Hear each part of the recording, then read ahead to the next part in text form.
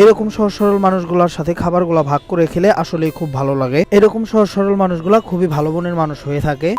আসসালামু আলাইকুম ইব্রান, কি অবস্থা সবার, কেমন আছেন সবাই? তো আজকে আমরা বাংলা বাজারে ঝালমুড়ি খাইতেছিলাম, সেখানে এই সহজ সরল মানুষটা এসে দেখি দাঁড়িয়েছে। সে কিন্তু তার মতো দাঁড়িয়ে আছে, বাট কিছু বলতেছে না, খাবে কি খাবে না। পরে আমি নিজে থেকেই জিজ্ঞেস করি, কাকা কি ঝালমুড়ি খাইবেন? পরে তাকে জিজ্ঞেস করতেই বললো হ্যাঁ খাবে। তারপর আমি তার জন্য 20 টাকার ঝালমুড়ি অর্ডার দিয়েছি, বাট তার সাথে আরো এরকম কথাবার্তা বললো যে তার বাসা নাকি বাংলা বাজারের আশেপাশ দিয়েই নাকি। তবে তার সাথে কথা বলে কিন্তু খুবই ভালো লাগলো। মানুষটা কিন্তু খুবই সহজ সরল এবং ভালো মনের একজন মানুষ। এই যে তারপরে কিন্তু তার ঝালমুড়িটা বানানো হয়ে গেছে। পরে আমি তাকে বলতেছিলাম যে তাহলে আপনার আমি এটা থেকে ভাগ করে খাই দেখি, আর কি জানার জন্য যে সে কি বলে। পরে বললো হ্যাঁ অবশ্যই, আপনি ওখানে আমিও খাই, একসাথে মিলেঝিলেই খাই। আর এই ঝালমুড়িটা খাইতে খাইতেও কিন্তু তার সাথে বেশ কিছুক্ষণ আড্ডা দিলাম, কথাবার্তা বললাম। বাংলা বাজারের আশেপাশে যারা আছেন তারা অবশ্যই কমেন্ট করে বলে যাবেন যে এই কাকা আসলে লোকটা মানুষটা কেমন। আমি কিন্তু বেশ অনেকক্ষণ যাবত এই কাকার সাথে গল্প টল্প করছি, বাট কথা বলে বুঝতে পারলাম যে কাকা আসলে ভালো মনের একজন মানুষ এবং খুবই সহজ সরল একজন লোক। খাবারের মাঝ পর্যায়ে আমি তাকে বলতেছিলাম আমি আর খাবো না, আপনি নেন। সে বলতেছে না না না, আপনি আর ওখানে আমার সাথে মিলে জেলে। আমি বললাম না আমি আর খাবো না, আপনি খান, আমি জাস্ট আপনার সাথে একটু মজা করে খাইতেছিলাম। তবে এইসব লোকদের সাথে খাবারগুলা ভাগ করে খাইলেও কিন্তু আসলে খুব ভালো লাগে। তার কিছুক্ষণ পরে কিন্তু দীপু ভাই আর একটা ঝালমুড়ি নিয়েছিল, আমাকে বলতেছিল নিয়ে। আমি বললাম আমি আর খাবো না। পরে কাকাকে বলতেছি কাকা তুমি আর আমি এটা ভাগ করে খাই, বললো যে দেও। পরে আর কি দীপু ভাই আর এই কাকায় ভাগ যোগ করে এটা খাইছাবা। আপনারা সবাই সবসময় চেষ্টা করবেন এইসব লোকদের সাথে খাবারগুলো একটু ভাগ করে খাওয়ার জন্য।